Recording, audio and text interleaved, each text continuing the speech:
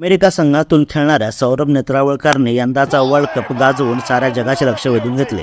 सौरभच्या कामगिरीचा फायदा संघाला तर होताना दिसतच आहे, पण त्यासोबतच तो अमेरिकेतील ज्या कंपनीत काम करतो त्या कंपनीलाही आता सुसाट फायदा होताना दिसत आहे.